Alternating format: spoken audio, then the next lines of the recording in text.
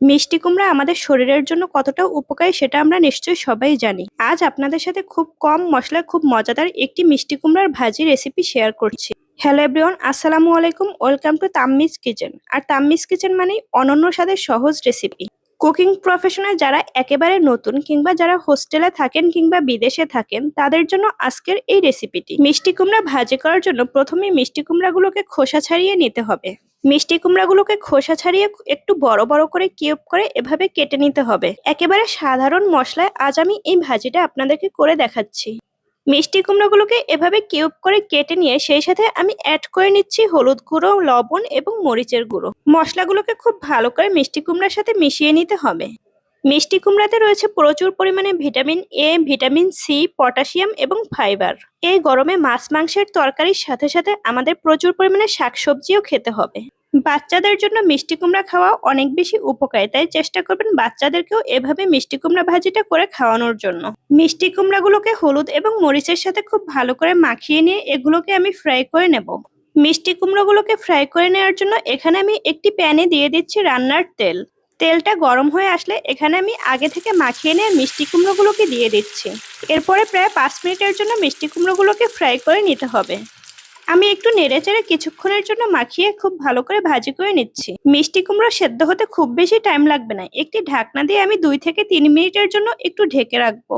এই পর্যায়ে চুলার আঁচটা মিডিয়াম লো হিটে রাখতে হবে। আমি এখন প্রায় 2 থেকে 3 মিনিটের জন্য ঢাকনা দিয়ে ঢেকে রেখে দেব। এতে করে সবগুলো মিষ্টি কুমড়ো খুব ভালোভাবে কুক হয়ে যাবে। প্রায় 3 মিনিট পর ঢাকনা তুলে আমি দেখব মিষ্টি কুমড়োগুলো কতটা কুক হয়ে গেছে। দেখে নিশ্চয়ই বুঝতে পারছেন মিষ্টি কুমড়োগুলো কিছুটা কালার পরিবর্তন হয়েছে এবং অনেকটাই কুক হয়ে গিয়েছে। মিষ্টি কুমড়োর এই ভাজিটাকে একটু টেস্টি করার জন্য এখানে আমি দিয়ে দিব কিছুটা পেঁয়াজ কুচি। আমি এখানে প্রায় হাফ কাপ পরিমাণ পেঁয়াজ কুচি ইউজ করব। পেঁয়াজ কুচিটা ইউজ করলে মিষ্টি কুমড়ার ভাজি থেকে খুব সুন্দর একটি ফ্লেভার আসবে। সেই সাথে গরম ভাতের সাথে খেতেও এটি দুর্দান্ত লাগবে। সেই সাথে এখানে আমি অ্যাড করে নিচ্ছি 2-3 টুকরো পরিমাণ শুকনো মরিচ। পেঁয়াজ এবং শুকনো মরিচটা দেওয়ার পরে কিছুক্ষণের জন্য এটাকে ভাজি করে নিব। প্রায় 3 থেকে 4 মিনিট ভাজি করলে পেঁয়াজগুলো একেবারে নরম হয়ে যাবে। সেই সাথে মিষ্টি কুমড়োর কালারটাও চেঞ্জ হয়ে আসবে এবং মিষ্টি কুমড়োটা একটু ভাজা ভাজা হয়ে আসবে। ভাজতে ভাজতে পেঁয়াজগুলোর কালারটাও অনেকটা ব্রাউন হয়ে আসবে।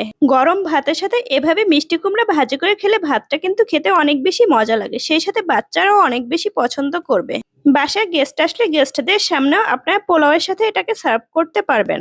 আবার কেউ চাইলে রুটি কিংবা পরোটা দিয়েও এভাবে মিষ্টি কুমড়া ভাজি করে খেতে পারেন।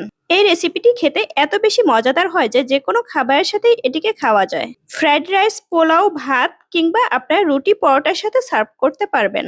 যারা এখন পর্যন্ত এভাবে মিষ্টি কুমড়া ভাজি করে খাননি তারা একবার হলেও ট্রাই করবেন।